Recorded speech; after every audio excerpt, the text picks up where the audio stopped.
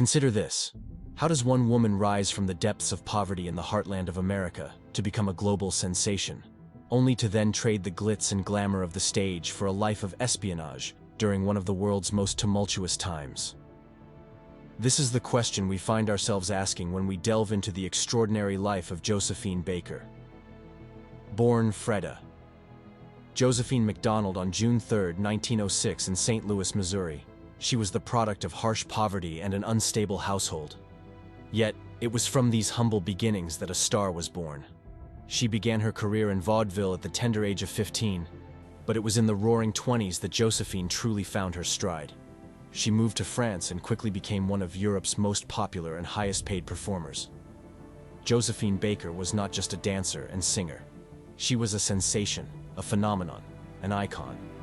Her provocative performances and audacious personality, coupled with her undeniable talent, made her a household name. Everything changed in 1939. Hitler's Nazi army occupied France in the onslaught of World War II. After fleeing to the south to avoid Nazi occupation, she took an unexpected role. As the highest-paid entertainer in Europe, Baker was an unlikely candidate for a spy. However, her sizable fame turned out to be an advantage. It allowed her to move around freely and gather information from high-profile diplomats at embassy parties. She covertly joined the French resistance. She risked life and limb to pass information to the French. It was information she heard during her performances for enemy troops and officials. To transport the intelligence she gathered, Baker used invisible ink to write on her sheet music. She even went so far as to pin some of the top-secret messages to her underwear. Her high status and fame made her ideal for the job, and she performed it proudly. She smuggled notes across Europe and aided mightily in the effort against the Nazis. As a part of the Free French forces, Baker also worked alongside the Red Cross. She performed for troops across the region while also raising money for the war effort. Despite the danger inherent in her work spying on the Axis powers, Baker's passionate feelings about human rights and her hatred of discrimination fueled her determination.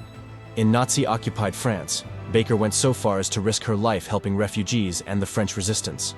She hid both in her chateau far away from Paris. She also smuggled photographs to General Charles de Gaulle and the Free French government in exile in London. Baker continued spying even when she was ill and recovering in a hospital. French resistance members and American diplomats were convening with her for meetings. Josephine Baker's service as a spy for France during Second World War remained largely unknown for many years. However, in 1961, she was awarded for her bravery and service to her adopted country. Baker's incredible story serves as a reminder of the power of what a single individual can achieve in the face of the unthinkable.